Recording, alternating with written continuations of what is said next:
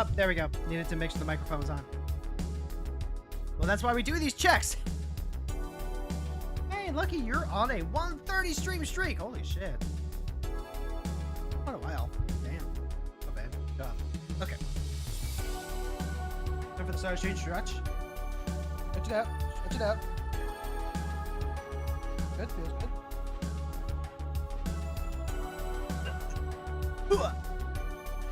Alright. Stretch your face. Stretch my face. Stretch my face. We're good.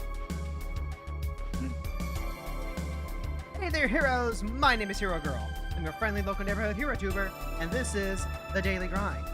It's that time of the day where we come on and we grind our dailies. Grind our dailies? Grind our dailies, yes. Okay. July 14th, 2026. It is a Tuesday! Tuesday, isn't it? Good. Ugh. I'm tired. We had to do the grocery shopping last night, and Costco didn't even have chicken fingers. Sad. So sad. Today we're running Madam Hydra back. We tried playing her yesterday. Ran into some problems. Made some tweaks. I think the biggest tweak overall is that in order to try and like continue turning this into like a spam type deck, where you're just vomiting out villains,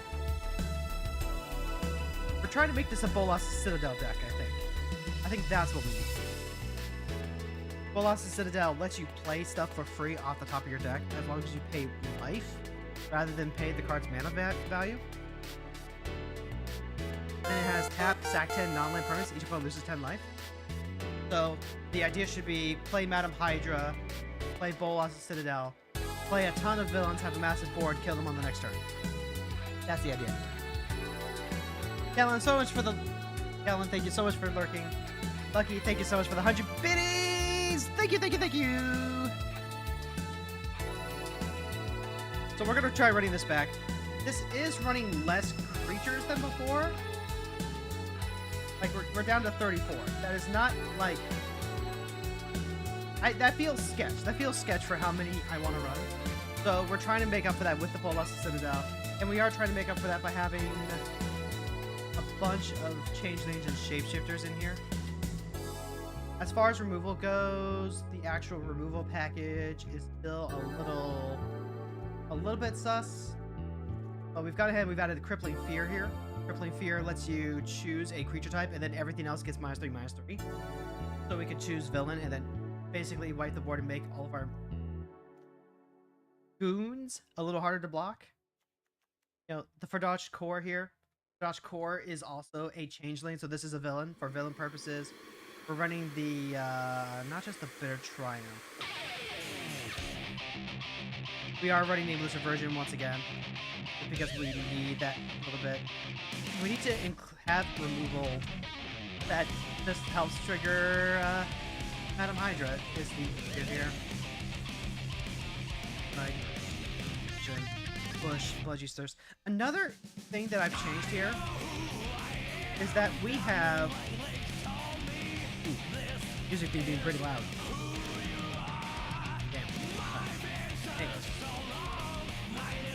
Anyway, let me know if the music ends up being too loud. And it might just be like this song in particular. But I had this music down pretty low.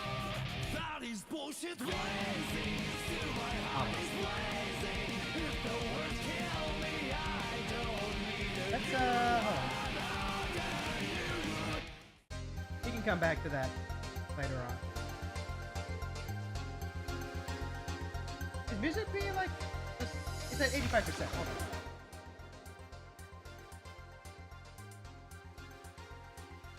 I was wondering why music beat was so loud.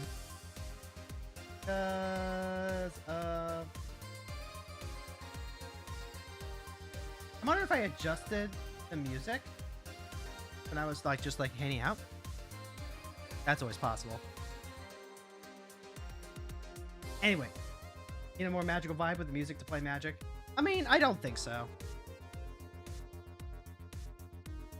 I think the Magic vibe is just my vibe. My vibe tends to be pretty video game music-y, but also like not ambient, but like I do like some casual rock. I do like some of that dad rock energy. But I feel like there was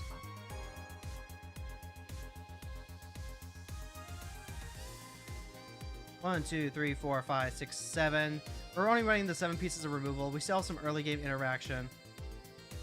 We're also running like Faceless Agent. We're running the Karen's Heirloom. We're running a bunch of cards that will theoretically help us float into more villains. Other than that, mostly it's still the same. We've also like retuned the deck color balance to theoretically be more of a black deck splashing red. There are some red cards worth running, absolutely, but I think in terms of like just trying to hit both consistency and utilizing the tools that we have available to us, like if we want to run the Jet Medallion, the Jet Medallion only reduces the cost on the black cards.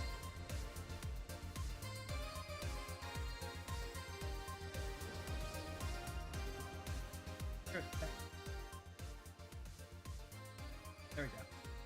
That should be better. Fair enough. Been times I was listening to hardcore gangster rap on my earbuds while helping customers at work. That's what I'm talking about, man. That's what I'm talking about. Anyway. Aimless Inversion kills Iron Man. Flare of Malice. Isn't bad. I'll keep it because I guess I can use the red root. Yeah. I can use the red room recruit to help a little bit. We have Flare of Malice. Interlacers, whatever. We're gonna try and just like find our fast mana for Adam here.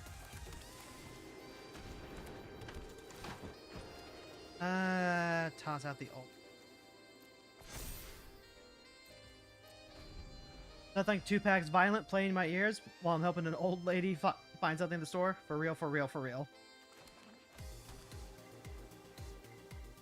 Stark is a 1/3.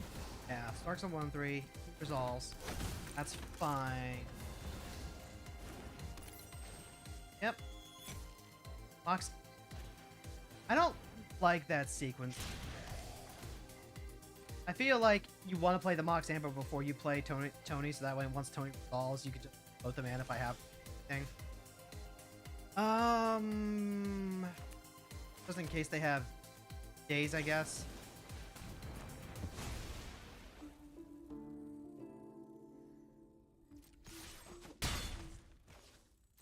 We'll go ahead, we'll surveil.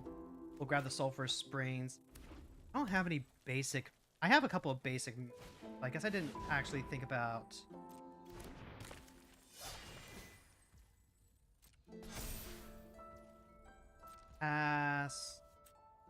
Actually, hold on. Worth sacrificing. Go ahead, sacrifice the Red Room Recruit, get rid of the Kappa Cannoneer. Do that around days, crack that. Grab Surveil Land. I guess I'm just not really worried about Harbinger of the Sea. What it is.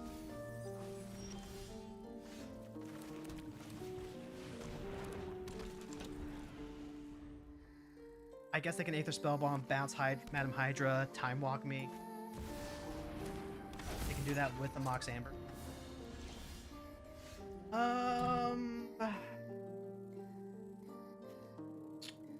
What am I doing if that ends up being the case? They just transform Tony next turn.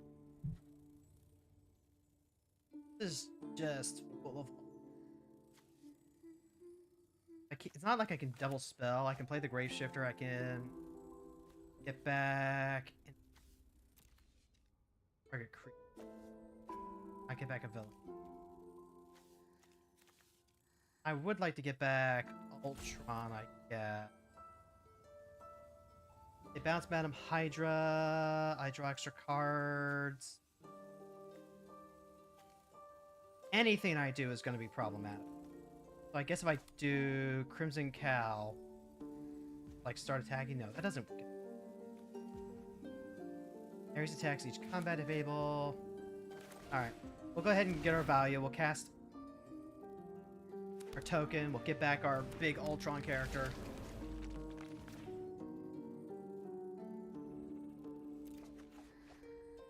Pass the turn.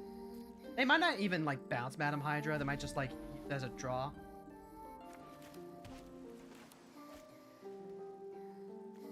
There's some consideration that maybe I should have gotten back to. Oh no, they're just gonna like transform so they can start putting artifacts in for free.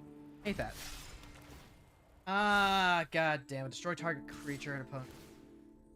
Sure. Help. I'm fucked right up the ass. Arcane Signet, you do not help. So they just get to like blow up a creature every turn now. Right, I'm out. That's frustrating.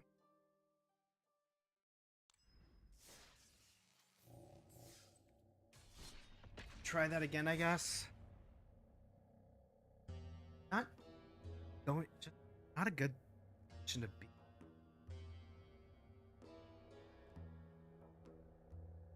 What I would love to do is before combat, kill Stark. If I just leave him on there, and like I'm forever trying to hold up the mana on the turn where they have the mana available, and then I'm not developing my board state. That's no good.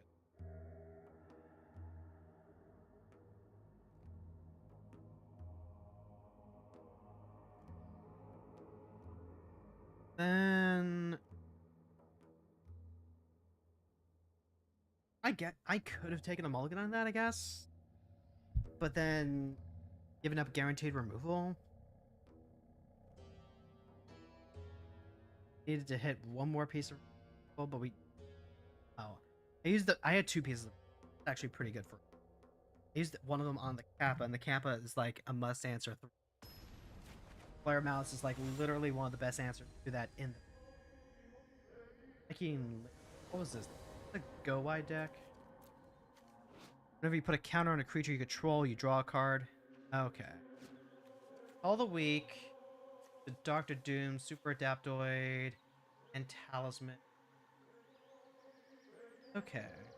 So if we hit turn 3, we can call the week. Play Doctor. That could be pretty good. I would have to make sure that I play the Super Adaptoid first. I have to make sure I hit the Super Adaptoid. Alright, Tender Wildgate, that's fine. Am I shocking in Crypt? I think I am.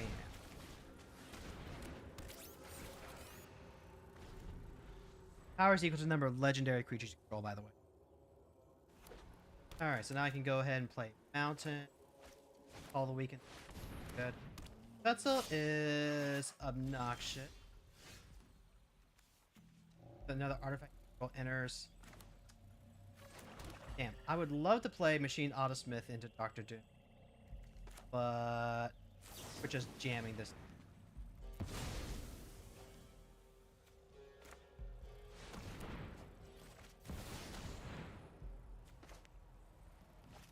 Because this gives us quite a bit to do after Madam Hydra resolves. The Talisman pumps up the machines. Doctor Doom can block forever now.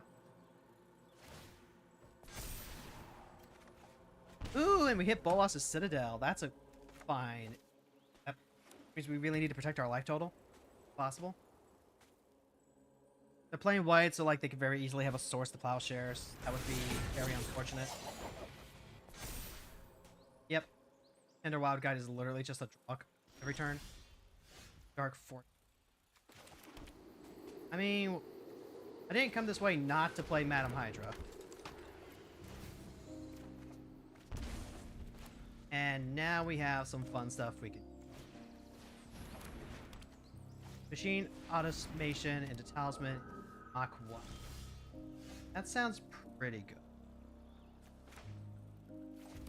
This is whenever another villain or artifact control deal play. So then play that first. Talisman. Actually, yeah, automation is now like the smallest thing that we do.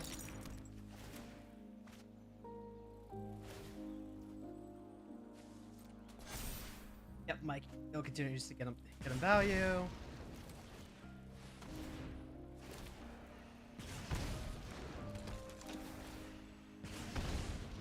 Fail. I don't move that land. Then has to turn. I could even go Bontu's Monument on the next turn. Try and set up one more time. Go wide. Wallace the Citadel theoretically could also just like end things right now. End up building a lot of redundancy. Already gotten 2 goons worth out of Madam Hydra. Pretty good. I could even like start attacking with my goons. Yeah, I can start attacking with my... Put a counter on each of your creatures, gain vigilance, put a counter on each... Put on a creature, draw a card equal to the greatest power among creatures. Alright. If I can get Bontu's Monument, though, I just, like, get so much out of that. But they also just, like, drew an assload of cards. Do I jam it now? If I jam it now and I don't win, I kind of just, like... That's something to keep in mind. But also... If they were to, like, play an overrun, right? Then I would just lose. Which means that I do have to jam now. That would be the sad truth. So let's go for it. No! Alright.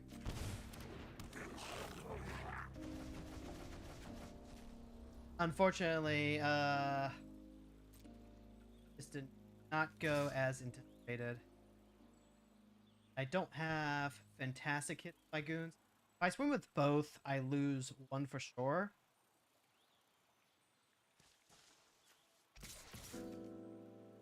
I just live with that. Yeah, that's a very easy one. Pass the turn. Alright. We lose. Bristly Bill. Bristly Bill doubles a bunch of counters. Bonical Brawler, that also does not win the game right now.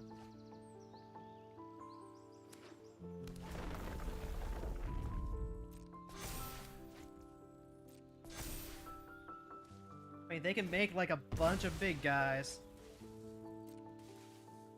I will have to block with like some amount. I can use Dr. Doom as a free block. Margaret Trawler, we don't care about that. That's a free body. They're also just like going down.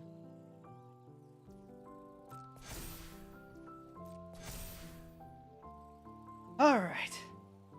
Hit me. Hit me. Yep, that's 7 mana. Just like Hoof mana now. Oh, lifelink. That's pretty good, I'm not gonna lie.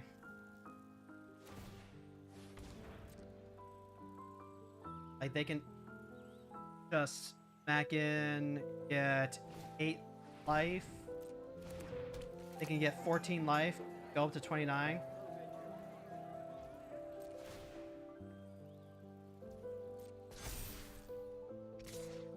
Alright, attack him for 11. 3, 4, 5, 6, 7. 1, 2, 4, 5, 6. I mean, they can get the life for free. I'll still find a way to, like, hit him on the way back.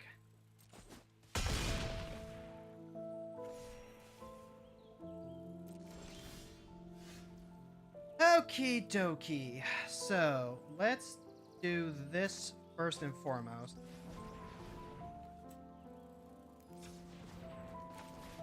This is going to be very important.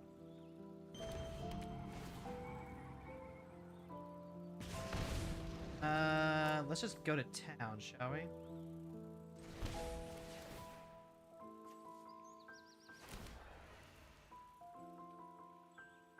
Also, this does not have a count. I could potentially... we'll leave that on.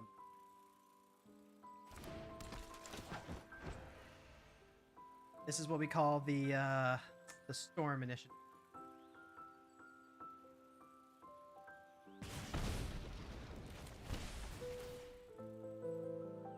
Colossus Citadel is going to do some crazy stuff. Love it if we could find, like...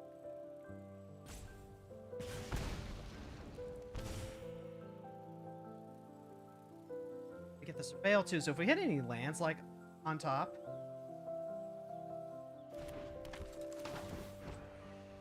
Get to, like, continue it.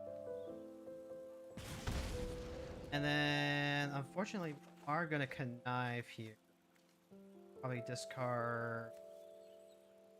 Green Goblin.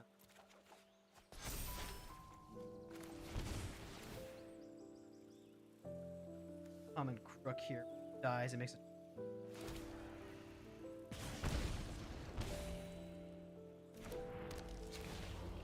Oh, that only triggers once each turn.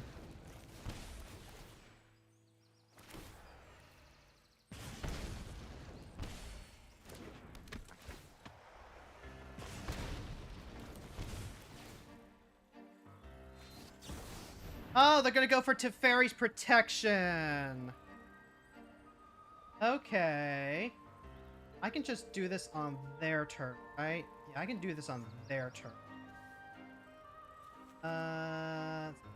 Your life total can't change. And they're at 3? I would need to make sure to have, like, something I can do on their turn.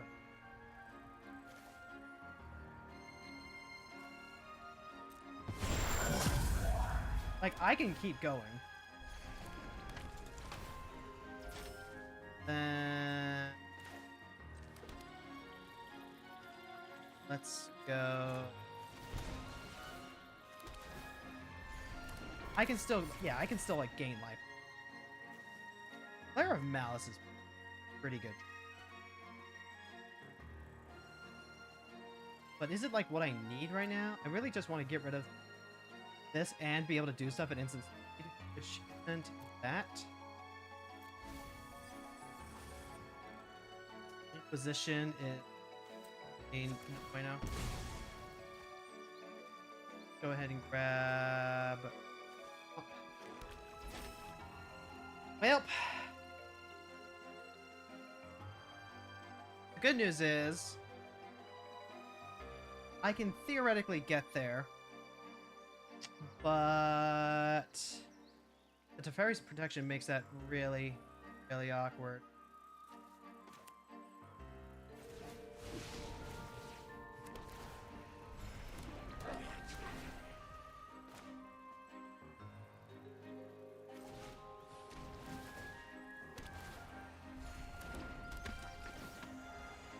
Like, yep. No attacks, past turn. Get to draw a card. Teferi's Protection, like that's what they needed. They have something with trample too. That sucks.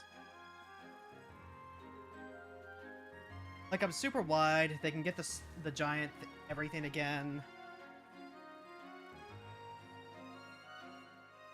But I can also bolas a Citadel in response to like their wild guides or whatever. I mean. That's not ideal, if I'm being honest. What would I sacrifice? I don't have anything that like triggers off sacrifice, right? I don't have anything particular like off sacrifice. What? Sure. Like I'm super wide.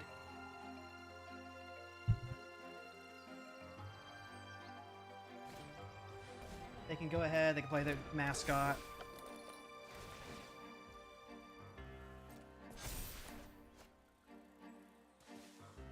And like, they could attack me for big damage, but then I crack back and deal big damage.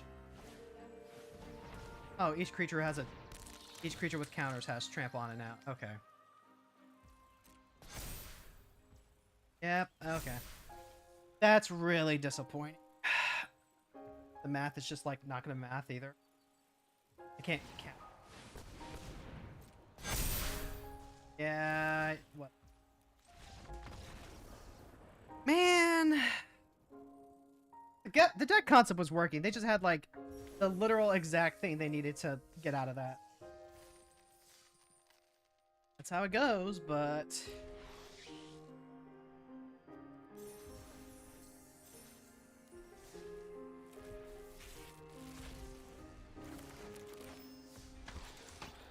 Ideally, you know, you want to do the thing, and then you also want that to win. And we would have won, actually.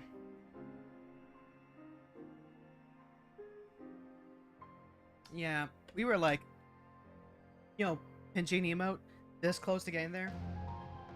If we can cast like 3 more things, then Bolas's Citadel is able to just like rocket launch them. The Bot's Monument definitely showed its worth there.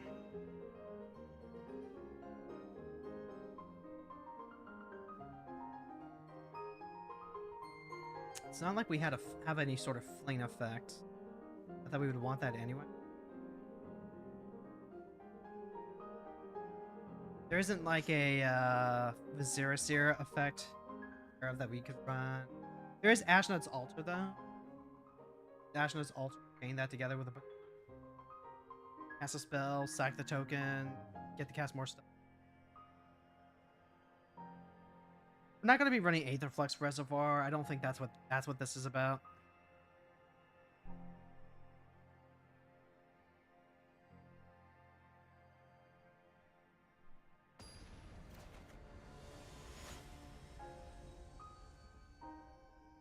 Run Breaker of Silence. Got Indestructible on their turn. Can't be countered, trample, can't be the target of non-green spells your opponents control or abilities from non-green sources your opponents control during your turn throwing his... So, like, we're just never getting rid of him. That's fine. We're gonna try and, like... think... I can go Fixer into Doom Bot. Try and, like, draw out of this. Yep, I'm also lacking my red source from Madam. That's officially awkward. And I'm not anticipating that we can get there fast enough. Turn 1 Theater. Double Mountain when I'm running like 3 of them is awkward. Sure, I guess. We'll use the theaters to see if we can dig to like some actual action. Save the Outcast for when you can play Madam Hydra. Potentially discard one of these mountains for Crusher. Hydra Assault Bot is normally like one of my big payoff cards. I'll keep it. But gotta be Inquisition.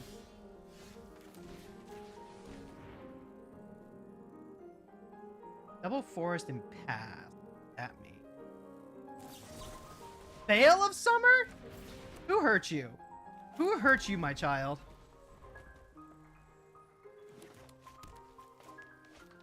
It might be play Ultimate Green Goblin, discard... No, I think the Shared Animosity is how we went. I might have to discard, like, the hand. Okay, that's pretty good. Aether Adherence Heirloom comes into play. Seek a Villain. This is going to be, like, a weird version of Mono Green Control. The Villain, grab that. Pass. If I top deck another land, I think that's the best result because then I can Changeling Outcast and get my Goon online. Whereas I'm just kind of expecting...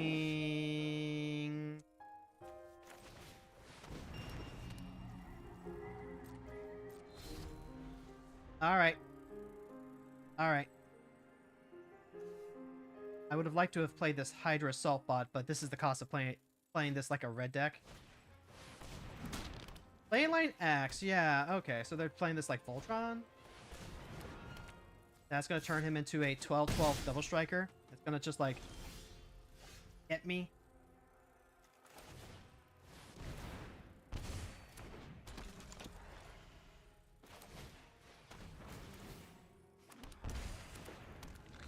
Maybe I was supposed to play Hammerhead out because it's really a 1-1. Where Cosmetic. Sure. Yep, that's a 12-12.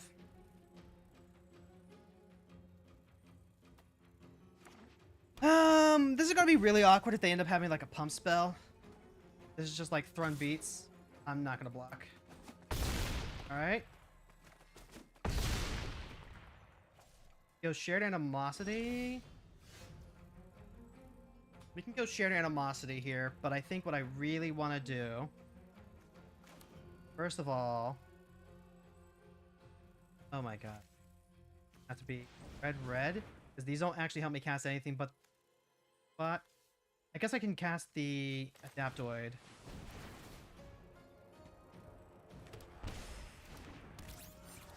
Yeah, and then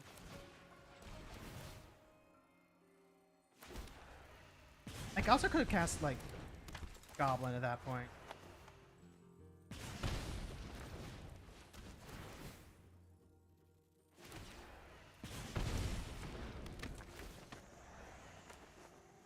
And I'm just gonna fucking gun it, I think. Yeah, we're just gonna gun it. If they untap Thrun, yep, they untap Thrun. They eat Madam Hydra. The Madam Hydra's damage has already been done. Oh no, I should have sacked it to the Hammerhead. Shoot. Yeah, I should have sacked it to Hammerhead. What was I thinking? You have Trample, so I can't actually... Galta. Don't care about Galta. Currently, that's 14 damage. So I really just have to block... Go down?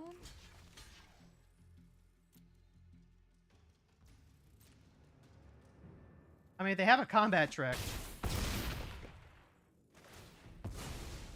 Oh, wait, no, wait, why am I at 7? I just... Huh. Did I not do my math correctly? That's awkward.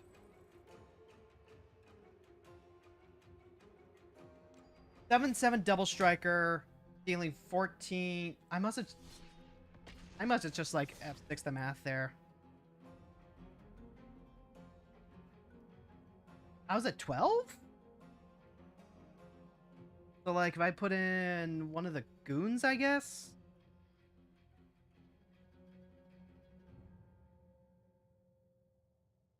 Awkward. Just kind of awkward.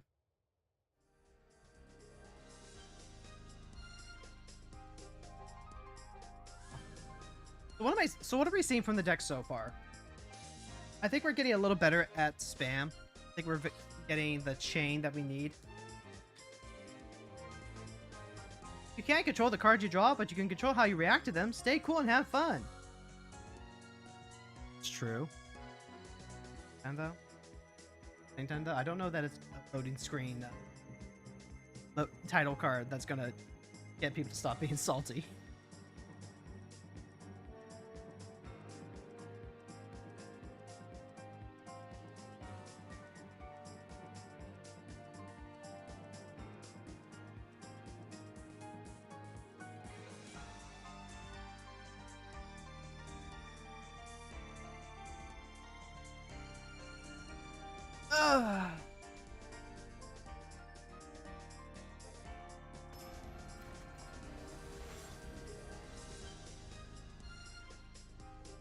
Up against Raph and Mikey Troublemakers, so this is a deck where we gotta go burr. We gotta somehow like outrace them. Talisman of Indulgence helps us with that, gets us a turn 3 Hydra. But on turn 3, they're gonna go. So by turn 3, they're gonna go turn 1, go to 2 mana because they play like a Utopia Sprawl or something. Turn 2, play a Cultivate, puts them to 5 mana. Turn 3, play one more ramp spell. Turn 4, Raph and Mikey. No, that's not. Dark Rit and Call the Weak. This doesn't help me! I've got the Flare of Balance, but I don't have the red source. Shoot. I think I punted again. I think I'm punting again because I cut some of the red fetch lands out of my deck. Yep. I fucked up. I need to tweak the deck's filling. Take out like one of the mountains and then a couple of the swamps to grab the other fetch lands. And Rapid Mikey probably comes down next turn. Thank the gods. Now what we can do is we can go Dark Rit. Play out Madam Hydra. Give the Yellow Jacket lifelink. And then cry because unfortunately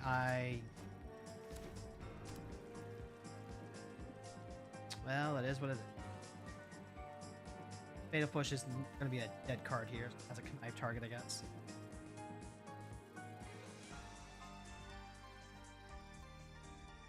I am going to be pretty surprised if they...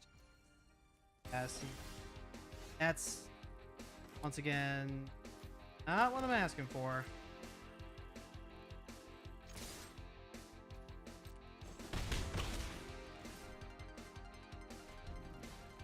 Okay. Stay lovey. What?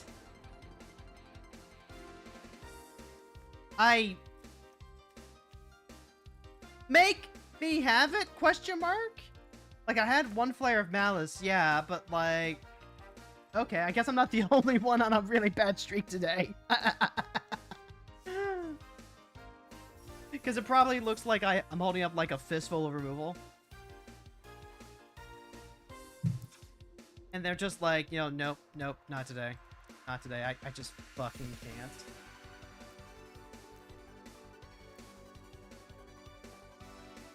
Alright, add in... I cut out the red fetches. In part because...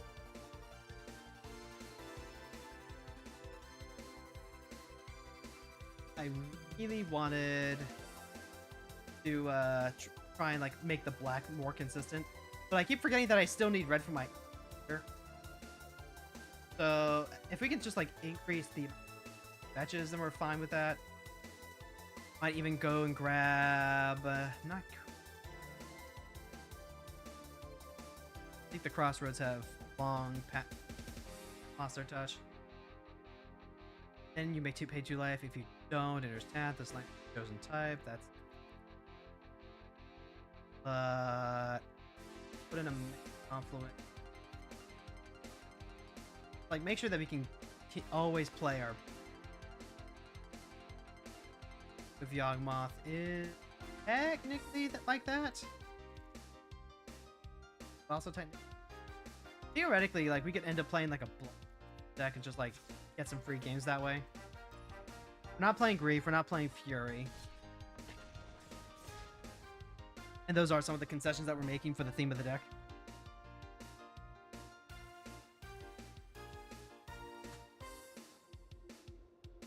I've seen what this deck can do, chat. I've seen what it can do. And, like, we just need to, like, fine-tune it so it can get there a little bit more consistent.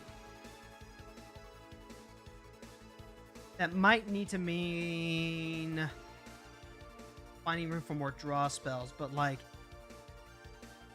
we're just trying to get that in so much.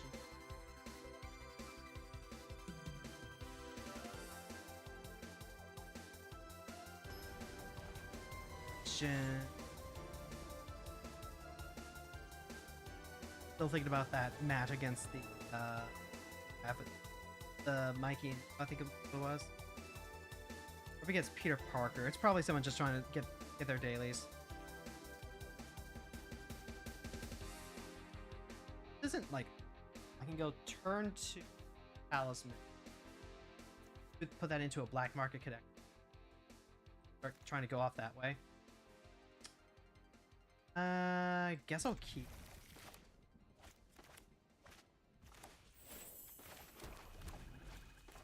We're gonna have to rely on the Bant deck to not have artifact removal. Hot May. Okay, so this is just like, you know, fighter hero. Play the black market connect. Get that set up because the sooner we get that set up, we can even potentially go into a Madam Hydra and then start vomiting all this out. I want to get the Machine Smith automaton down. But... oh, yeah, that's a 3-3 flyer now because of Aunt May. All the week. I can't... let's see. If I were to go Common Crook into Call the Week, I would get 5 mana. I would have 5 mana. I'd be spending 3. I'd go by 2. Not fantastic, but that does mean that I'm going to have a fantastic turn next turn. And I can trade 3 life for the token. We'll use that to try and pop off. Also, I missed the land drop, which is kind of devastating, if we're being honest. Okay. Scoured Spider hits us free. You also have Dr. Doom here. That's true. It's also here, but I think I need to go wide to, like, super fast. We're attacking with Aunt May? Why? Just to send a message? Just to, you know, make it clear that Aunt May throws hands? Let's see. Peter's not a spider. They have to actually play him as Spider-Man in order for him to get it. Oh, so they can... that makes sense. That makes sense. We're gonna go ahead and play the full 6 here. Here's Call the Week. Sacrifice this. Now we can go... here's Madam Hydra. I've got 3 mana left over. I think I want to get rid of Sulk immediately. Here's the Common Crook.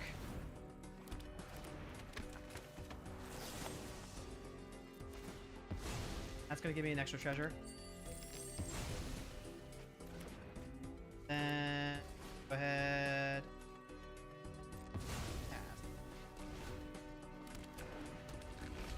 Alright, not a bad turn. We're at 16 life, but hopefully we can start catching up here. I don't need to pay another 3 for another token, so that's good. Play the Machine Automaton. I have 2 mana left over. The alternative is to play the core into the Automaton, and then I just, like, deal with that.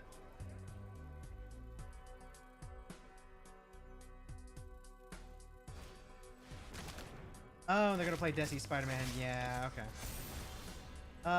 Modic is... okay, I need... This is like not fantastic.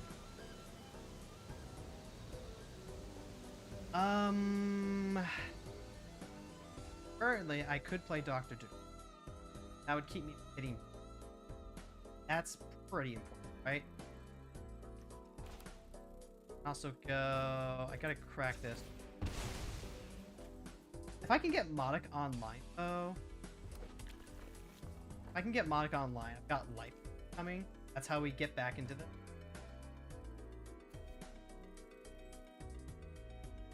want... oh... I want it. Doom... Modic... I think I'm committing to playing...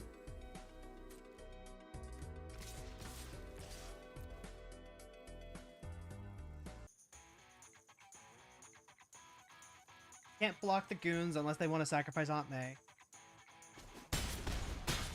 And yeah, this is just like, you know, playing their thing.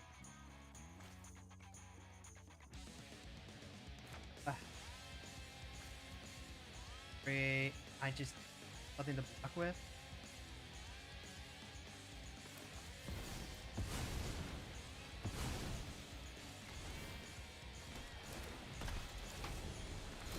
Ideally, I also draw into an answer here. Criminal Enterprise is huge. And now that I'm drawing an extra card with Doom, I do need to just, like, not continue to pay stuff off black market connections. So play the Criminal Enterprise, swing. If I get Modic online, the better.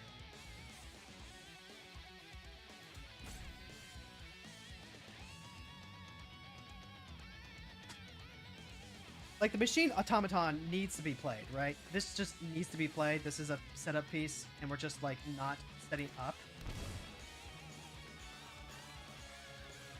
So, if that's going to be the case, then... Ah, shit, that thing flies. Right.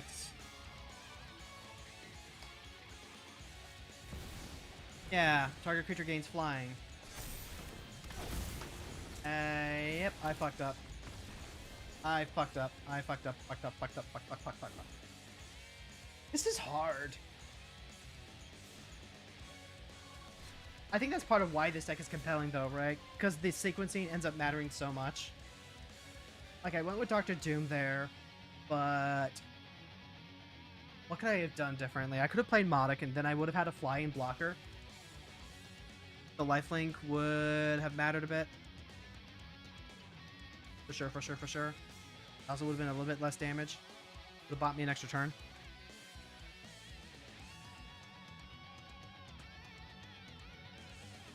Yeah, that's literally just someone's I'm grinding for achievements. Still kicked it to him.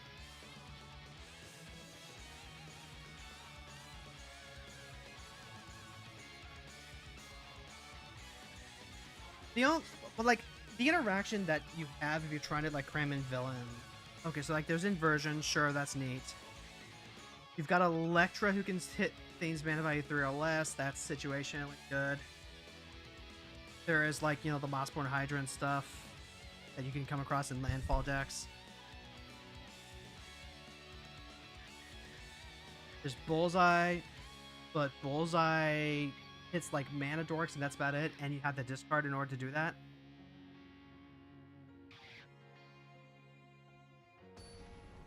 There's a villain that has discard to make sack, but it's also like 6 mana. That's not what you want to be doing. This deck's a puzzle. This deck's a puzzle that's making my brain go burr. I get to go first. I got Bitter Triumph, Bloodcheese Thirst, Undead Hand Ninja. We're up against Jane Foster, and this is just like a blink deck. So I guess I'll keep this because I definitely want to make sure I interact favorably against her. Also like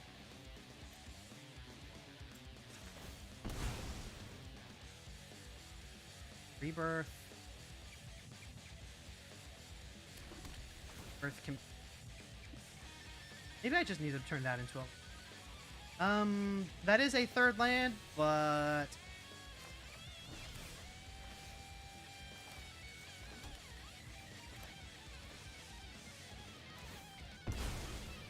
I'm kind of expecting that we'll just end up Bitter Triumph here next couple of turns. Undead Hand Ninja, Ultron, both of these are cards that I could play after Madam Hydra. But because I'm not presenting threats, I'm also not...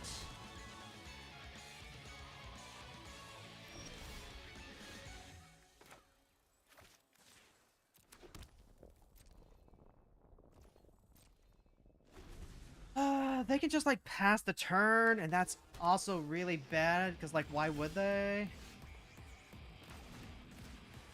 Alright, so here's a duress effect. See whether the coast is clear. Oh, wow, hey, yeah. Memory lapse, get lost. Memory lapse. And they've got Felia. And they've got Felia! Alright,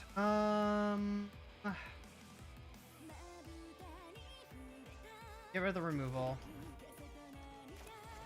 Play Swamp. They're gonna go ahead. They're gonna play Felia. Not gonna play Felia for some reason. There's Villainous Hideout. Memory Lapse would put... anything. I can play the Undead Hand Ninja. I can also play Ult. I think playing Ultron is... here. Because then that makes any of my artifacts that I draw better.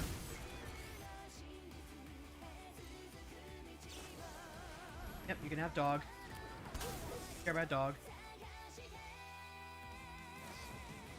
Buy Piranhas? Sure, you got it, champ.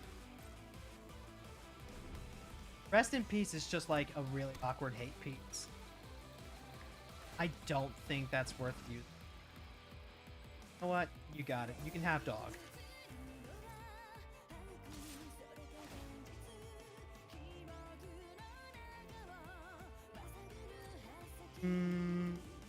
Pass, no blocks. I'll just take it. Yep, that's fine. This is still a... No, it's a skeleton. Call the weak. There we go. So they're probably keeping it the pitch for Solitude, right? Yeah, they probably are. So if I go Madam Hydra off the Call in the weak, that will have 1 black remaining. That and cast the Dead Hand Ninja. Oh, hey. They'll leave up the Bitter Triumph.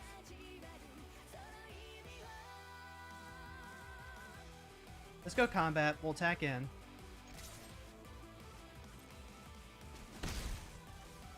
They're still gonna like memory lapse. That is again awkward, but and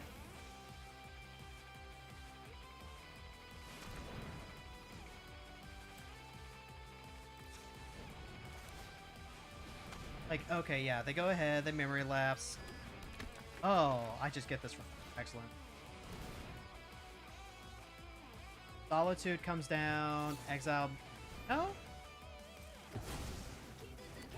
Okay. End turn. Pass. Belia can blink out the token. It's awkward.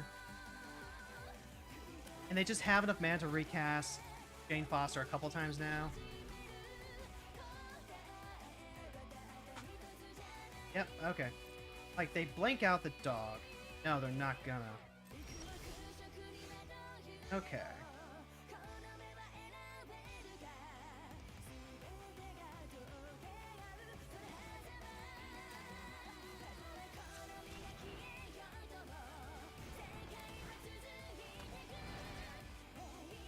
I get to make more tokens.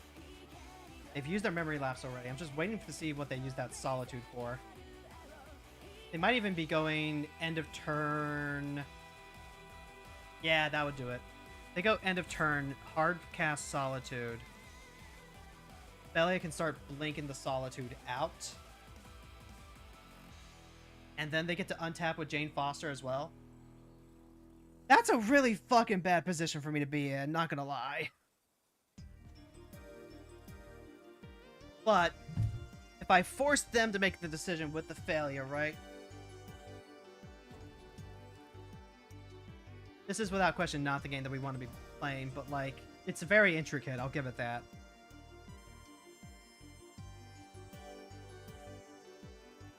I've got Carnage here who can get back Ultron, assuming that they don't just play the Rest in Peace.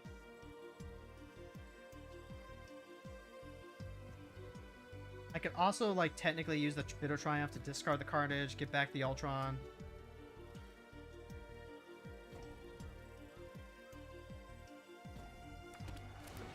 Alright. So, we're gonna go ahead and make them make the decision. Yep, Solitude comes down. Solitude gets to exile Madam Hydra. Sure. Pass the turn. Belia has to... Gotcha.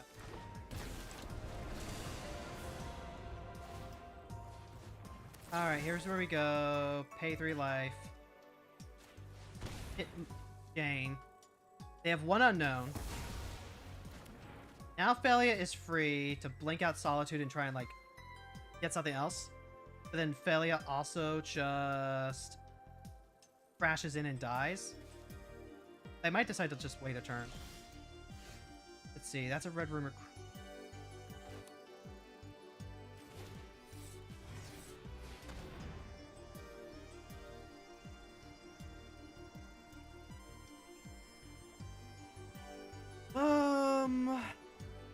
I'm doing this so they can't just, like, get the free value. Jane wants to blink out the boot so they can just draw. And I don't know if there's any good attacks here. Could just pass the turn.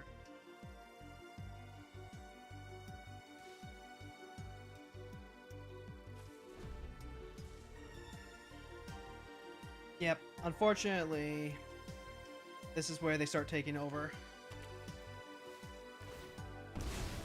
Because now there's no reason for them to not just go play Jane, give her the boots, attack, blink the boots, draw, re-equip the boots, and start doing that every turn.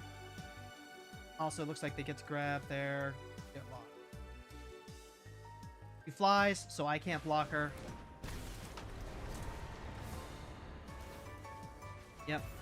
And unless I just like top deck into something, like I don't have my Malice. Draw a card. Turn after she whips. And I think that's pretty much game at this point. I'm not going to be able to overcome her value engine. I can loot. If I hit anything off the top.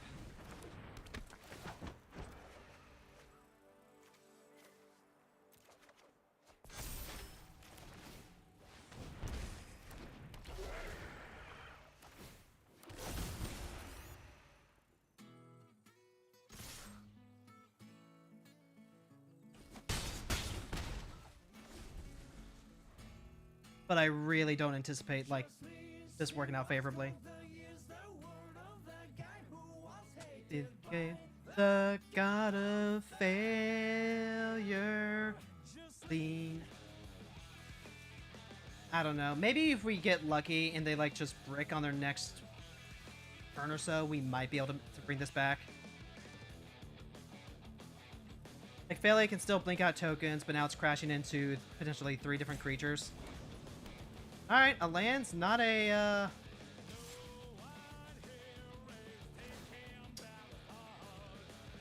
Yep. Just like draw an extra card every turn. Get lucky. What did I do? Goosh. Orc of the Alpha. Okay, sure, yeah. I could just go straight attacks. Like we're just trying to race at this point. Alright, yeah, get lost. Trade the dog. Bounce off the Oracle. That seems alright by me. Okay, no, bounce off the Red Room Crew because the Ultron dies, yeah. Yep, and then Ultron gets sacrificed. Then I can go Yellow Jacket into Common Crook. Just like keep trying to go wide. I don't want to play to Madam and then just like get got. I mean, it's pretty big if like Yellow Jacket can get big enough to block Thor, right?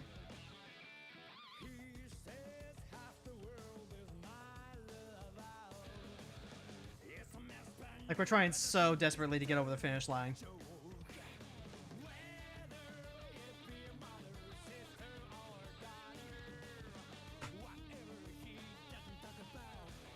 What does the opponent have in hand that's keeping priority right now?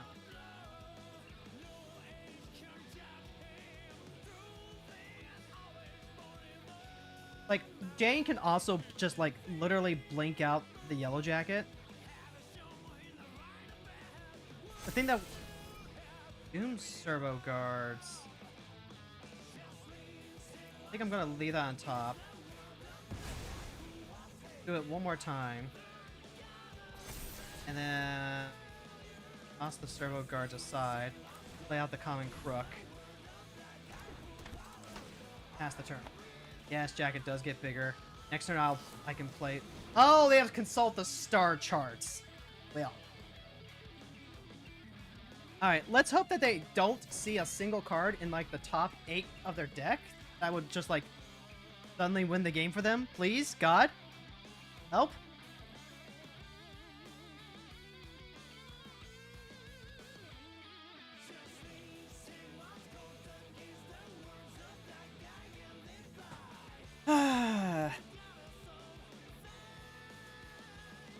did we go wrong? No, I can't. I guess I can't really say that we were. Okay, that's not. It's a draw too, that's for sure. Like, that's scary, don't get me wrong. Okay, Circuit Mender's enough. That gives him an extra 3 life. There any more transform whenever you cast a permanent. The one target permanent you control becomes a copy of that spell until end of turn.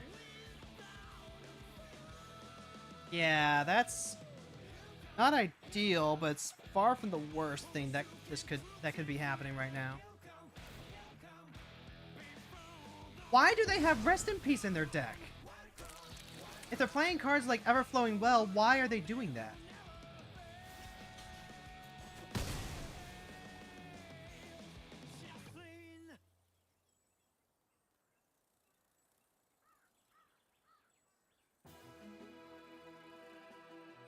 Also, they blinked their Circuit Mender, so now it can't even block the goons? Hold on. 4... 5, 6, 7, 8. That's not lethal.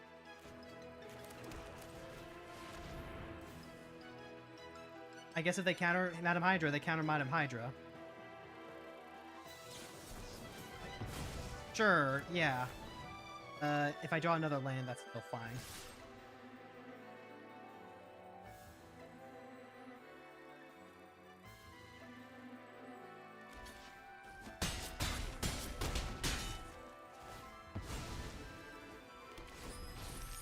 I can play her for sure next turn. I can also just, like, Villainous Hideout at this point. They have to play Thor. Sure. They can equip Thor. They can blink out the Mender and go up to 7.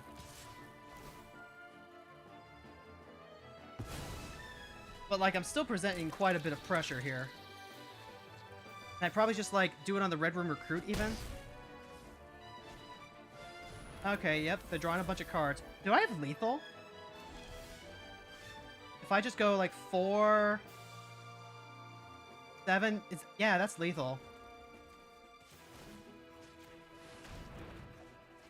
Then I can even, like, discard the... Lloyd.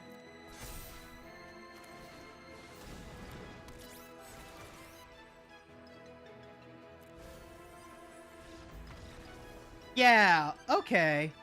Stupid Twitch, stop shrinking me even more just to slip in another ad. Seriously. I don't think we should have won that. Like, we managed to win it because of the goons.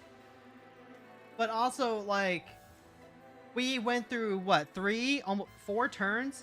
Our opponent was drawing a bunch of cards, and they just did not hit anything.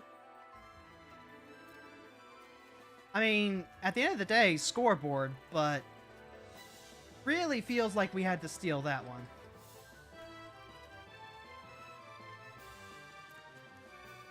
Holy dooly. Ah, better lucky than good. Alright, let's go play some Final Fantasy. Got weeklies.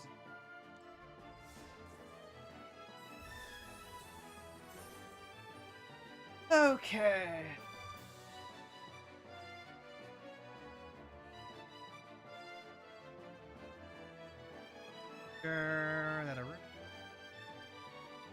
Log in. Open the door real quick because I'm sweltering.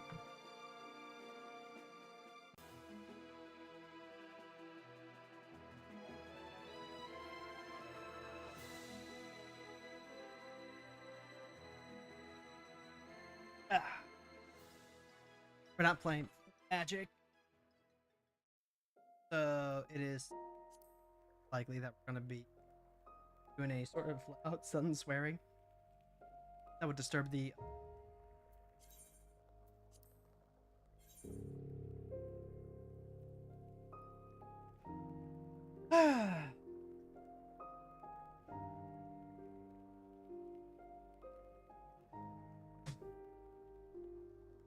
Okay, and then I need to, like, check Discord. Apparently.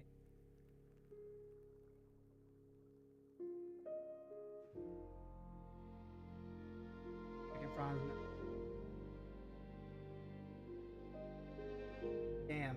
think Fran completely missed that because he's asking explain stuff that I already posted. Like I imagine pretty clearly, right?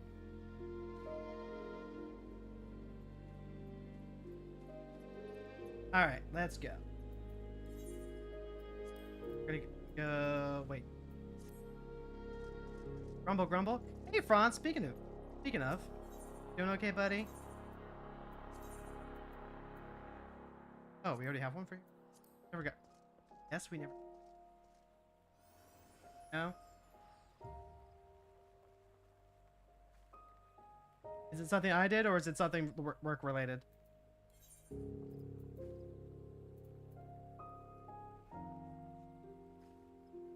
Confused and frustrated. If you want, we can talk. If you want, I can message you after stream and we.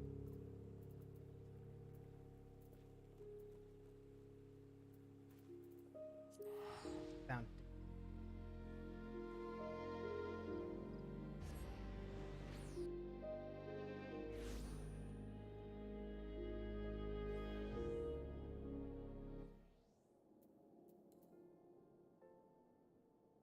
Volume. Our music. All right. We're gonna go ahead. We're gonna go grab the hunt, and then we're gonna go grab our wondrous.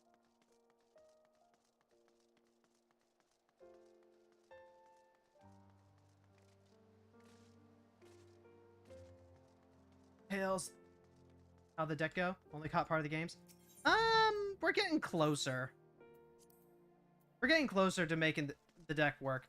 I think adding the Bolas to Citadel definitely helps with the burst factor. Being able to double up on all the spells in terms of buys to dome the opponent for 10 is great. The game that we got to do that, though, the opponent had exactly Teferi's Protection, which, you know, I am pleased that the deck is starting to do the thing, but it's also a little frustrating that they happen to have the exact answer to the thing. I'll take it as a proof of concept. Let's put it that way.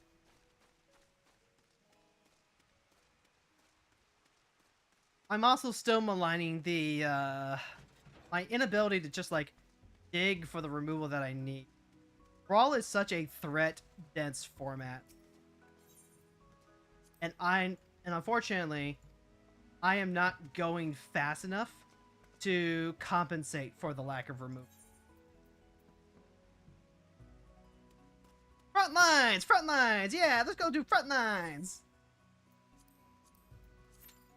Is the idea of the deck just extra value off villains plus removal? Kind of.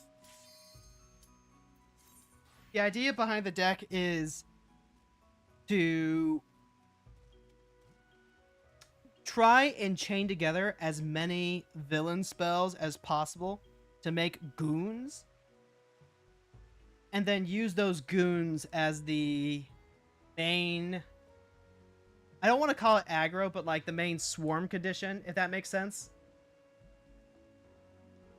Because Mana Hydra does not feel like the kind of commander you would want to play in Brawl. That is absolutely correct. That is absolutely correct. Like, I am making the concession here that what we're trying to do is make a 4-mana draft uncommon work as a viable commander in a very intense environment. I think is the best way that I can describe it. So, like, you know, no delusions here. We are fighting the uphill battle. Now, that being said, there are games where when it pops off really hard. Because you aren't really chaining cards together unless you're like Phyrexian Ultra away the free tokens to keep casting more. That's true.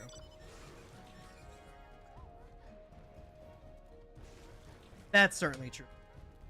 Like, we're trying to win with Goon Swarm is what it basically. And I've thought about putting in the Phyrexian Ultra as well. The biggest issue that I think I'm running into, though, is how I'm just, like, running out of cards after the initial like hand drop, because then even if I get to untap with Madam Hydra, I get to play out my villains, and then I'm hellbent for the rest of it. There's a few options that we can go through, and I'm trying to explore it. I would love it if I had like a Wheel of Fortune effect, so I'm actually actively considering something like Memory Jar. I think Memory Jar would be a huge asset for the deck. It just comes down to what I'm going to end up cutting for it. Because in order for this deck to work, you need a threshold of villains to consistently like get the value off of them. And you're trying to balance that with the glue cards you need to, you know, survive the format. Card's good, but feels far better in Doom. Because you can put away your 0 cards to draw more. I think I need that restated because I'm having a hard time grokking that. Put away your 0 cards to draw more.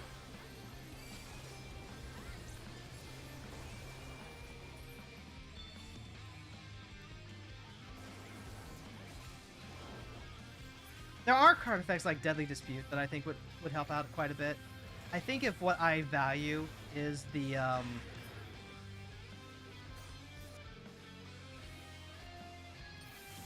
if what I value are the goons, then being able to sacrifice the bodies to make more goons is pretty good. Again, it just kind of comes down to trying to figure out what I can cut, what I need to keep in, what's vital, what's essential. Just classic, you know, A plus B deck problems. Also trying to figure out, like, what I can afford to play out before Madam Hydra. Because I think what we saw in one of the games was one of the cards that would have been really good to get established earlier kind of got stuck in our hand once we had Madam Hydra out, because we just had so many other pressing things that needed to be addressed. Memory Jar, crack to get a fresh hand because it doesn't care if you have a hand, crack it. Trying to understand how a wheel helps the deck. Well, a wheel helps the deck because it gives you a fresh 7 for like 1 spell. That's the idea. Like if we had actual Wheel of Fortune, we could pay 3 mana, discard discard basically our non-existent hand, and then draw a fresh 7. Yes, that also lets the opponent draw a fresh 7, but we're deploying ours significantly faster than they are, is the... But yeah, I think Memory Jar is going to be pretty important craft. I'm just trying to figure out like the other stuff around it, because I'm actually running out of wild cards. So many of the cards that I'm trying to like play with are not in the actual Marvel set, but they are in that stupid Jumpstart Commander pile. So I can't actually get them from packs. I can only get them by crafting. And that's a little taxing, but, you know, makes me glad that I had, I didn't have, like, a lot of things I needed to spend wild cards on for these past years. I feel like more red risky draw would be better. Exile, then you can cast them until the amount of time it's pass effects. Yeah, the bottle and the elk bottle, the impulse and bottle effects are really good for that. Unfortunately, I keep coming back to the same problem, right? What am I going to cut? What can I afford to cut? Because if we say that I need to have X amount of villains, those villains, there's like only so many that actually do that. There's like a 4-drop villain I think would help me out with that. I'm trying to include a bunch of the villains that regrow, like they raise dead. They have raise dead effects that say you can get the villains back to your hand. I'm trying to include as many of those as possible. But then, like, because you just don't have a threshold of that type of effect that you need, start looking for the other effects, and then that eats into your slots. Because now you're having to fight for removal. Maybe you need to cut some ramp. Maybe you need to cut some of your payoff top end. Like, I haven't had a chance to really use Shared Animosity, but Shared Animosity on a bunch of cards with Menace seems good. Damn, I got interrupted.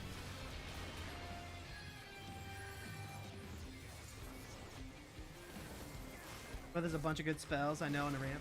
Standard pulse draw. Yeah, and you're right. Like, the tools are there. The tools are there to make a deck like that work.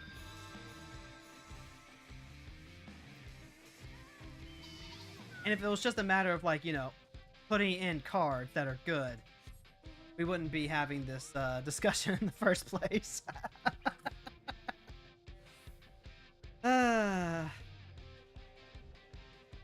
You also have to remember that the impulse effects, even though they are good, they don't synergize with any of the card effects that have the when you draw your second card effect. So if you end up running those types of cards, bottles or novos, and you'd be better off running the 2-mana draw 2s that black already has. Like, you already have Sign in Blood, you already have Night's Whisper. You have an instant version now with the Thanos draw spell that costs 1 less if you control a villain. Like, it goes from being a 3-drop to a 2-drop. You have enough villains to make you win with it. Probably already have a bunch of tokens. Yeah. Like, this is uncharted territory, right? This is just the brewer's dilemma. I.e., if you want to cook, you gotta go through a lot of stinkers in order to actually make things work. And I am not a good deck builder, right? Like, I will just need to run my head against the wall like 50 times to actually figure out how to make a thing work. Like, I'm sorry. I am not a smart human being. It is I'm gonna need to find out like 5 times that the stove is hot before I realize I should stop touching the stove.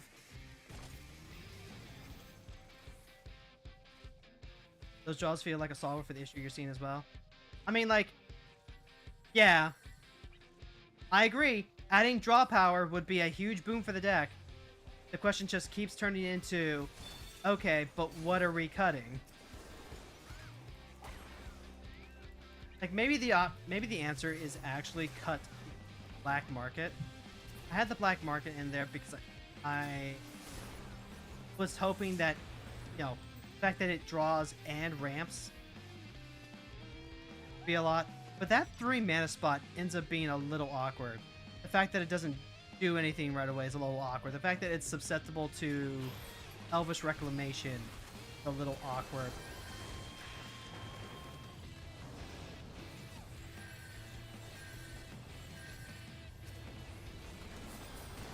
And that is forever the thing that we have to keep going through. We have to keep thinking about, like, the actual results of the games and what the issues are happening. And for that, I'm really just gonna have to go back and watch the VOD on YouTube. Absolutely not cut the black market. It also makes you villains. No, I think I do cut the black market. The more that I think about it, the more I think that's just objectively correct. Like, if this deck needs a setup turn like that, it just keeps falling behind. I think the key here is that I really want to narrow down how many setup cards there are. Like, how many cards are going to get payoffs versus just being cards I want to play after Madam Hydra. Because that's the sweet spot, right? If a card has to be played before Madam Hydra in order to be good, then it's not doing what I want the deck to do, which is to make goons. But they also need to be just flexible enough that maybe I play them a turn ahead of time, and there's some benefit to that because then Madam Hydra will trigger them too. It's a delicate balance. The back of Goonmaker, at the cost of like 3 life, and I have so much stuff that I need to pay life. I just don't think it's worth it for this deck anymore. I think if I needed something that ramps and draws, that's the point where I maybe want to look at a Deadly Dispute instead. The Deadly Dispute requires something on the board as well. That's when we kind of get into the play the creature, get Madam Hydra value, and then reload. Try and get even more. Like, the more I talk about it, the more I think that might be the direction that I need to take with the deck. Like, we had the villain that gets a counter every time an artifact comes into play. That is also an awkward fit.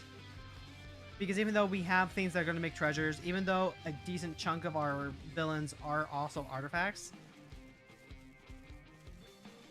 it's a villain that demands a certain kind of sequencing to really, like, get the full value out of. And I think there is some fun skill expression in which order you sequence it. Because the preference would be to go, you know, play that card and then play the extra mana rocks that are stuck in your hand to get it to make it bigger. But the more, you know, tempo-based play would be to play the rock and then play the villain. But then the villain doesn't get the counter from, like, the rock that you played out before it. And that's the kind of tension that I'm trying to, like, smooth out from it. Make it, you know, maybe not keep up with the other decks, but, like, help out a little. I want to sit and have you talk me through this deck. Not feeling Brewer's Dilemma from this, even less as you explain what you want. I guess maybe that's just like a creator's thing, right? Because a lot of this is stuff that I am mulling over, but it's also some stuff that I'm having to talk through in order to actually, like, figure it out. Oh god, when I was trying to make the Sid Timeless Artificer hero deck, that was the one that went, I think, 7 and 27. That was not a fun experience. That was not a fun experience at all. So, like, having the chance to rubber duck the problem is helping. Like, don't get that wrong. But it is also the, you know, it's rubber ducking. That's all it really comes down to. You know, you got your engineer, you got your programmer. They have a problem, and they need to talk to the duck. They need to talk it through with someone. They need a chance to actually, like, vocalize their problems and their thought process. Even if the duck never responds, it just helps them figure out what the thing is, what the issue is. That's kind of where we get into the Brewer's Dilemma. Because it takes so many losses. So many losses to figure out what's going on. Other people who brew decks and, you know, make their channels all about brewing, when they make it their, you know, their whole career, I don't know. Maybe they just have that innate sense of what's going on and what decks need. Maybe they have their templates that they work on. I am just a common woman. I am just a common woman trying very hard to make sense of stuff that does not offer, like, clear feedback beyond, you know, vibes.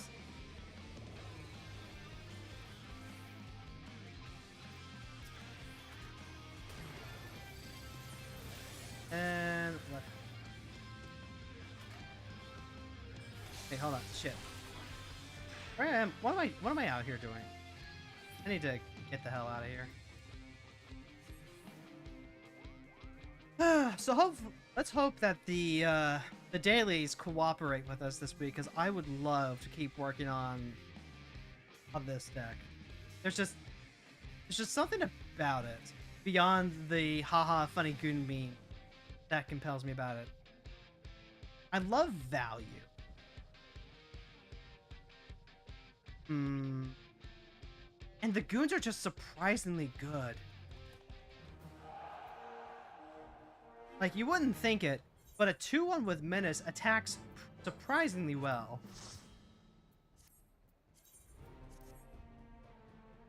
It attacks surprisingly well. It forces, like, a lot of good trades. Even if the goon dies, if I can get, you know, some chip damage in because they had to commit 2 blockers to a single goon, that's a win. If I get to take a mana dork or something down with it, that's a win. Like, that's kind of, if you squint at it, that's kind of like a remove.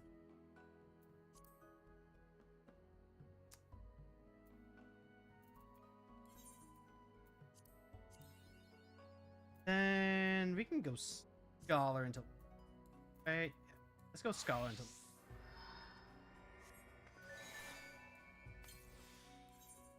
No, that's Party Finder. I don't want Party.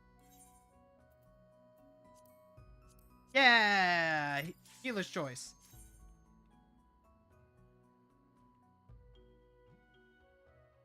The crazy thing is, I still want to see if I can revisit the Sid deck. That's a deck that I've been thinking about for like literally a year. Ah, yes, the classic. Good old Aurum Vale. I don't have Sacred Soil.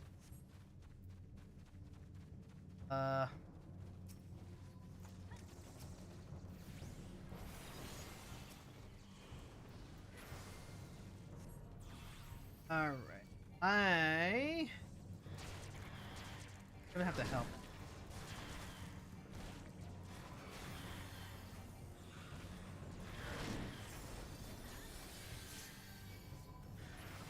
And yep, okay, okay. Stay healed, stay healed, stay healed, stay healed.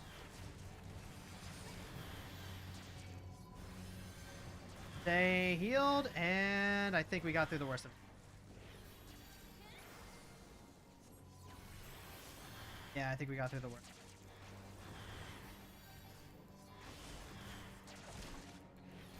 I have to lock in just a little bit more when I'm playing Scholar than when I'm playing Astro, weirdly enough.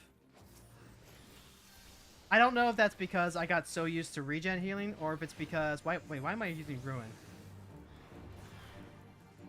The correct option is just always slap the ground.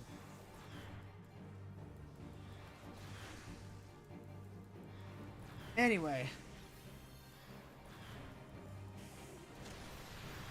So, like, yes, haha, funny goon meme on the Madam Hydra. But the goons attack good. There is some cool stuff we could do there. Some of the goons that we're playing are disposable.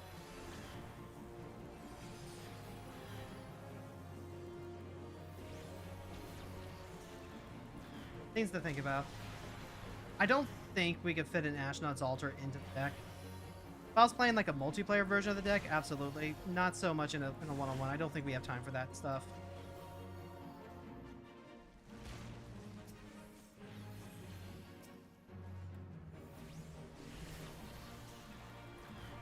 What else can we do with that, though? I think the Deadly Dispute is part of it. There's some creatures that have like dice triggers that we can use that as a way to like stop removal. It's part of why the Flare of Malice is in there.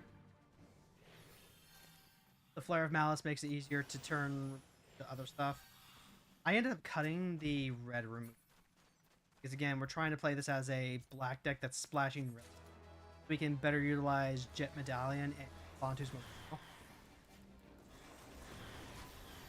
Which kind of means I don't need to worry about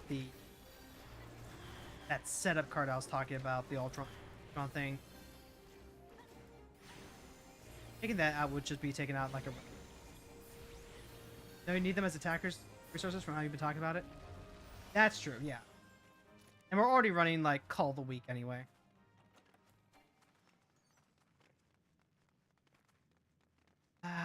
Sacrifice, unfortunately, doesn't work there because it only goes based off of a mana value. Call of the Week is a lot better for that.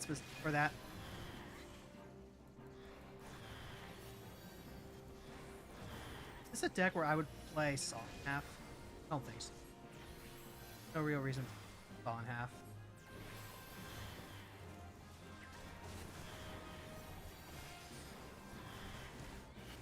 Deadly Dispute, cashing a treasure?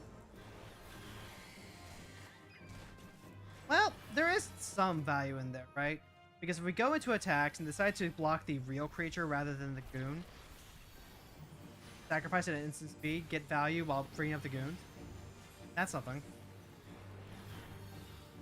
Sounds like you want to play red aggro with black for keeping you from figuring out. Kind of. It really does. It really does feel like mono black aggro, doesn't it? Like, you can play aggro in more than just red.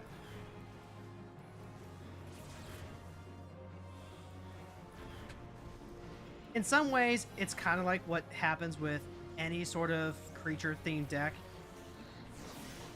Like, I tried to play Squee Monarch. Yeah, Squee Dubious Monarch as a aggro deck. But in practice, what ends up happening is that I just play a bunch of creatures that don't affect the board, and the opponent stabilizes with just like one wall character.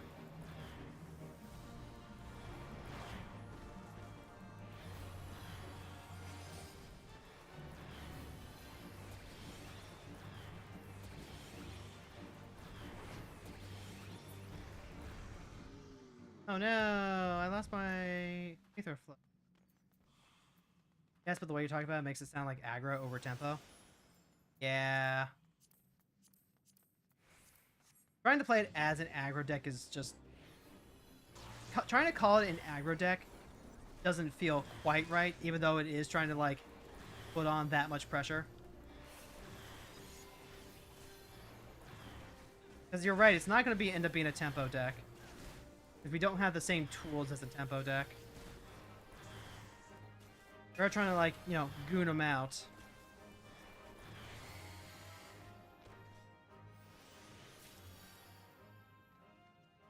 Every card you play needs to either move the needle or give you more cards in hand. Yeah, you get it. You get what I'm saying. And I think there's a few options that I haven't taken a look at just yet.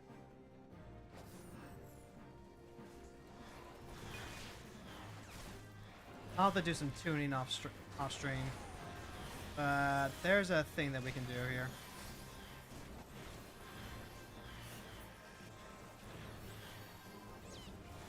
Fortunately, this tank does doing a great job of using.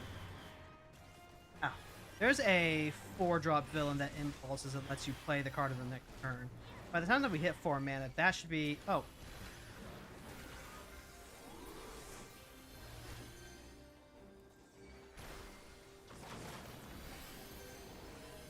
Nope, that's what I get for not quite paying attention.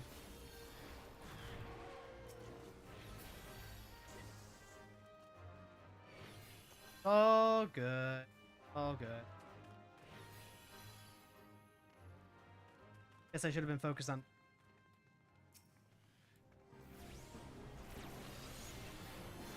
We're just, like... We just want to clear! I want to get out of this dungeon so I can keep doing more stuff. Journey before destination, but this journey sucks.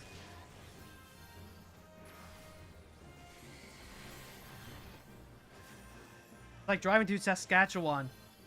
Not like a hard drive or anything, but it's on a slight incline, so you just constantly feel it on your engine.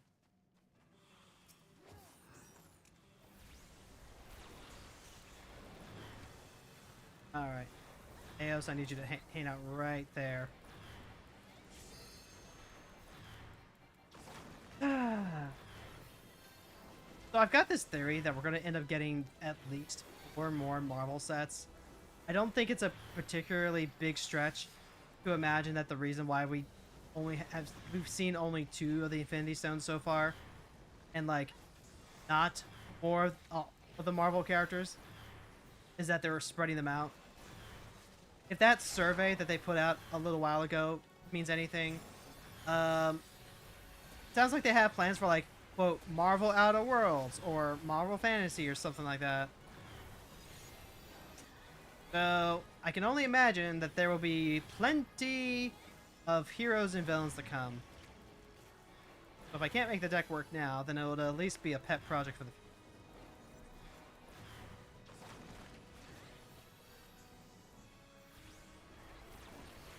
Sounds like me riding Greyhound to visit my ex-girlfriend. But then again, the tedious parts were waiting for the bus between transfers.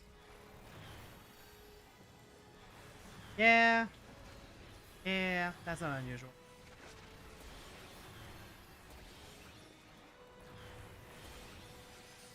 Fortunately, honestly, the bus travel around Vancouver. I don't think they could do 4 more and have people care enough. We'll definitely get more, but I don't think it'll be 4. If we like maximum got one more, and they just happened to put all 4 of the remaining Infinity Stones in there, I would be happy. I would be happy because that is minimal damage done. Come on, it. Yes, come on. At the same time, though, I can't help. I can't help but be suspicious that that's just not how it's gonna go. I think we are doomed to 4 more years of Marvels for some reason. I think it would 2 more. 2. One of which would be majority X-Men. See, that's my inclination, is that... Actually, no. Wait. So, yeah. I definitely think X-Men is going to get its own. They didn't include a ton of the iconic ones, just the ones that are apparently... It's so weird. Okay, I need to start over. I need to start over this train of thought. So, in the survey, they referred to this set called Marvel Superheroes, as Marvel Superheroes, Avengers. Which suddenly makes a lot of things make a lot more sense, right? Because it was primarily the Avengers cast that was featured here with Cap, Iron Man, Hulk, all that. You got S.H.I.E.L.D., you got the Fantastic Four, but primarily it was based on the Avengers, including like Great Lakes Avengers, West Coast Avengers, that sort of thing. The X-Men that they had were X-Men that have also been Avengers, like Storm, Scarlet Witch, Quicksilver, Wolverine, Beast.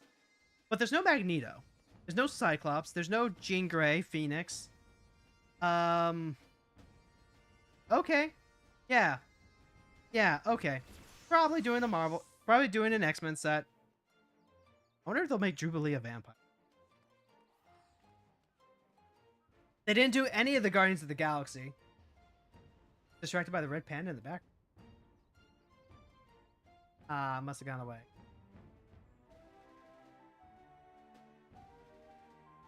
But no, they didn't do any of the Guardians of the Galaxy, so there's no Star-Lord, no Gamora, Drax, Rocket, Groot. Nothing like that. So that is like at least 2. We also didn't get Doctor Strange, did we? Yeah, no. There's gotta be a... I know we got a Stephen Strange, right? Yeah, there's definitely a Stephen Strange. But there isn't like a Doctor Strange. Beyond Doctor Strange Surgeon. He came in the Commander sets. Like, that is literally the only one, but it's not like Sorcerer Supreme Doctor Strange.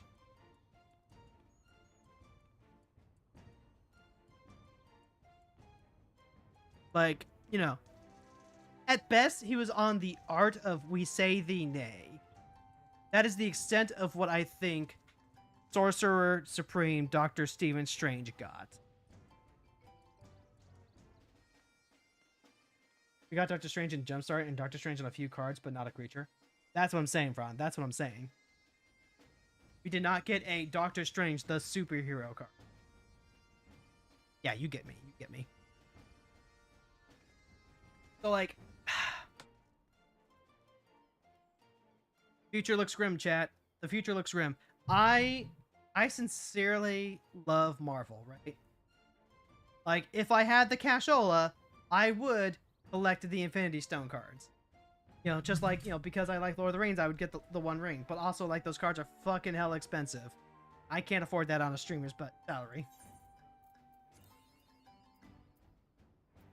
20 more minutes, we can get.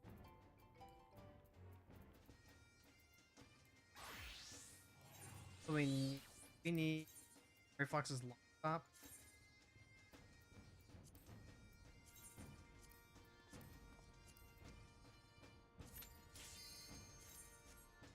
Hopefully Hobbit is popping though.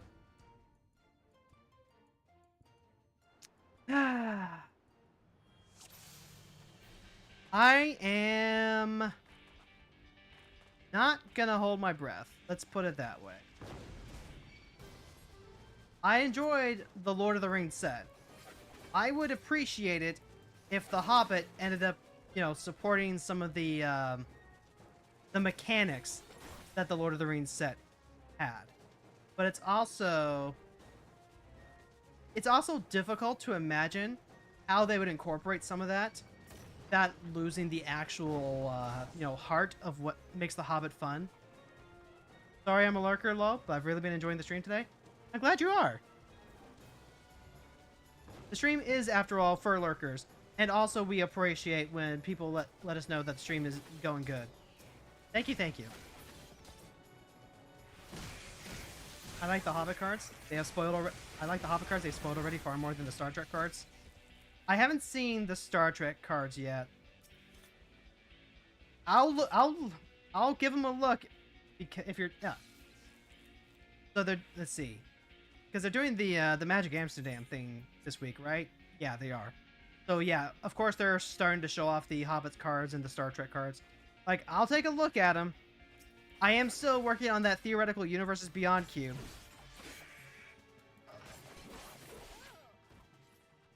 But that's going to be the primary thing until I find something that, you know, can inspire me into the next. Hobbit cards just showed up at the last con? But not like the entire set, right? Yeah, I wouldn't think that's the entire set.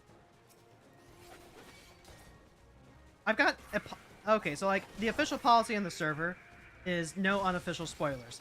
That much is like, and I'm not saying anyone's trying to do that before anyone, like, you know, starts saying things. Like, I know that's not what we're doing here. That is the server policy. My personal policy is I'm gonna take some time to enjoy what just came out before I start looking at the new stuff, or at least like until I start going out to search for the new stuff. Because to me, in my mind, Marvel still just came out, and the only way that I can protect myself from the psychic damage of being worn down by constant spoiler season is to, you know, enjoy and indulge in everything as much as I can while it's still new. And then once the Star Trek stuff and the Hobbit stuff, like once we get into like the week or two leading into the actual set release, then I will finally get around to, you know, seriously reading the cards and wondering if there's anything that would interest me personally.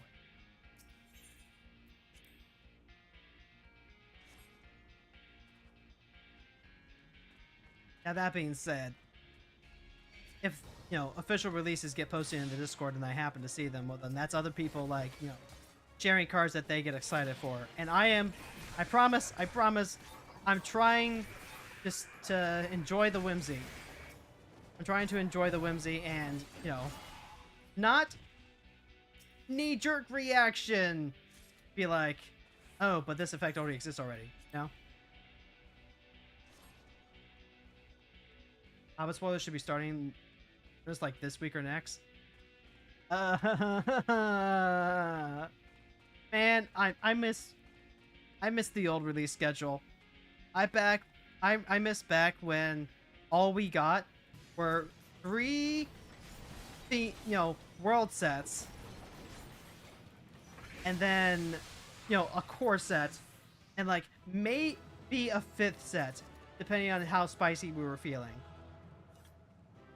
Conspiracy, plane chase, something like that. Something that, like, just gave us some really good reprints, came in a deck so you didn't have to, like, you know, go playing gacha with the boosty packs to get what you wanted. Those were the good old days, chat. I still remember the Archenemy and the plane chase decks I bought for the first time. Those decks gave me my love for artifacts. Because they had one for Archenemy and plane chase, and it was sick as fuck. Garridan and Esper. Beautiful.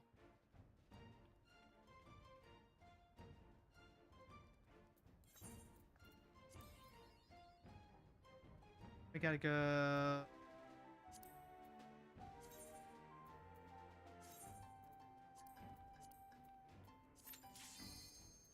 Holy shit, I'm up to 6 second chance points. Hot damn. I've been on a drought for second chance points for a while. Whew.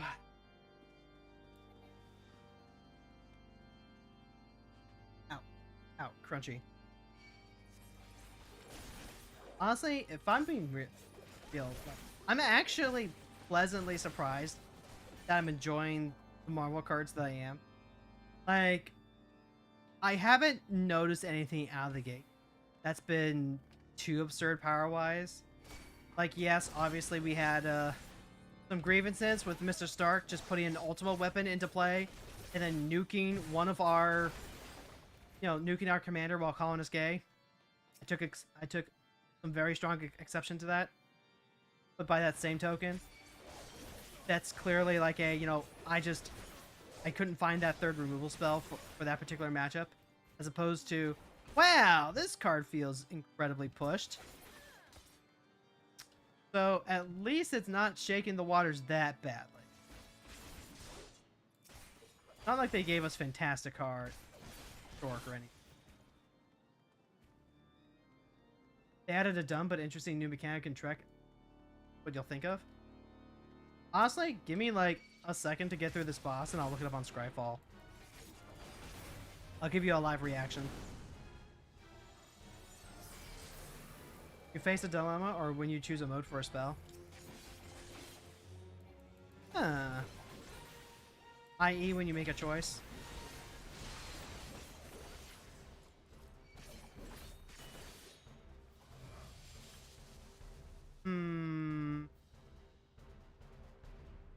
Okay, let's go ahead and take a look at this.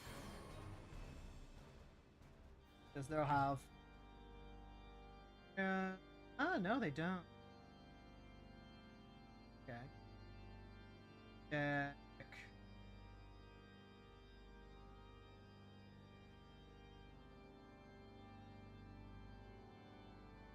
Nope, Scryfall doesn't have them yet. So... They do, you just have to manually search it. Set Trek. Oh, is it literally just set TRK? Okay. Captain, wait, hold on. Board Captain, oh my god. Oh no, no, no! Oh no! I've only seen the first season of Voyager. I was looking forward to looking at the rest of the... I was looking forward to watching Voyager. Oh no. Oh boy. Okay, so yeah, there is a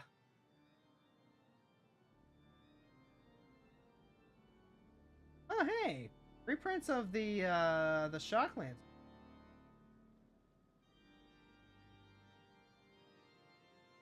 Oh, what is this art?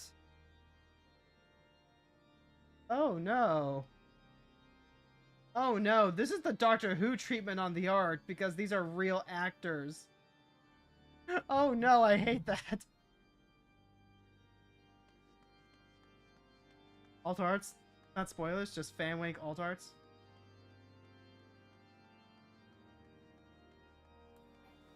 I mean, hold on. This is gonna be a problem. This is gonna be a problem because even though I feel like I've seen most of the key episodes of like Next Generation, I haven't seen anything of Deep Space Nine. I've only seen the first season of Voyager. I have seen the Abrams films. I haven't actually seen any of the original Trek films. Like, when I say the original Trek films, I mean the non-Abrams films, what I mean. But also... Oh god, this is gonna be hard, right? Like, with something like Marvel, I have seen enough of the, I've seen enough of the characters' lore and watched plenty of, nerds talking about this type stuff. Like, you watch enough Linkara, you'll learn plenty about the actual characters' lore and history, and you can get some of the references. But also, the Marvel set didn't have a lot of the specific stories. Like, it wasn't trying to tell a story. It was just like, here's a character. Here is hashtag moment from big story arc. Like, the coming of Galactus, the Iron Wars, shit like that. And it's like stuff that you hear about if you're anywhere near the superhero cult fandom. Like, if you were paying attention to the MCU, you can, more or less get what most of this is. Even if you haven't heard of some of these heroes, then, well, you at least know enough about the framework. But with Star Trek, I feel like with Star Trek, some of it is just, like, so specific to the actual, like, storylines that they're telling. There's no, like... This isn't like Marvel, where you have, huge crossover storylines. It is literally just the story. Star Trek is a very story-focused series. It's very much a, we have stories that we want to tell, and we're going to use our characters as set pieces in order to tell it.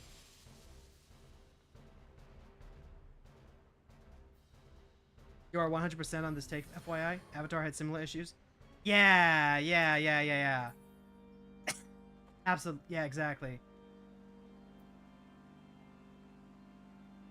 Yeah, Mint already said in the server that they have to tell someone not to look at the cards because spoilers. But with Marvel, those big plot points have happened more than once, so you aren't necessarily getting a specific spoiler. Exactly. Yeah, exactly. I couldn't help you there. I've seen the original movies and watched most of The Next Generation, not much else. God. I was so looking forward to both Voyager and DS9. And I still am. I should probably make that clear. It's not like looking at these cards is going to make me suddenly decide to not watch Star Trek. I loved Star Trek when I was in college. In fact, back when I was in college, I loved it more than Star Wars, which I loved as a kid. Like, as a kid growing up, I had all the Lego Star Wars, and then Star Trek eclipsed that because I was like, oh my god, it's a military federation. They follow protocol. They have rules and regulations that everyone follows. Everyone knows their role. I was... Hey. But also, like, the philosophy that went into Star Trek. A lot of Jean-Luc Picard's episodes, I still think about to this day. The episodes with John Delancey as Q, also very good. It made the appearance of John Delancey as Discord in My Little Pony make me lose my freaking mind, but again, neither here nor there. FYI, there are Commander spoilers for Trek 2. Am I not surprised?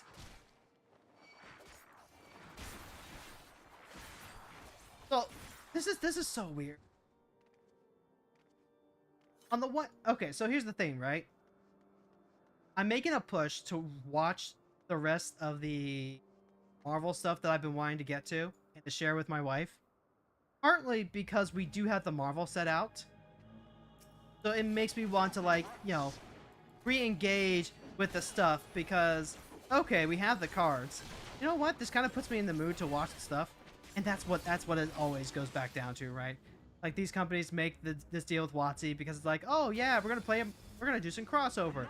We got our fans buying your trading cards for the first time, and we've got your players, I guess, wanting to, like, get into our property, except, you know, sometimes it's properties like Avatar that have already been around for like 20 years, and, you know, theoretically everyone has the DVDs, and if they don't, well then, you know, let's hope that they actually go to a streaming service rather than, you know, buying those deep box sets secondhand.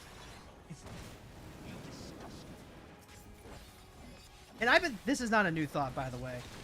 Knowing that Star Trek was going to be coming out, I was prepared for this. I was prepared for the fact that we were not going to have the time to get in and watch a bunch of Star Trek just because I said. There is not even close to enough time to do all of the things that Star Trek is involved with by the time that the set comes out. It's not going to be possible unless we life it. Each of those episodes is like 40 to 50 minutes long, people. And I love me some Star Trek, but I can't marathon it that hard. Not unless it's like, you know, Thanksgiving and the BBC broadcast is doing their annual Treksgiving marathon. And even then, I'm going to be looking at my phone like half the time.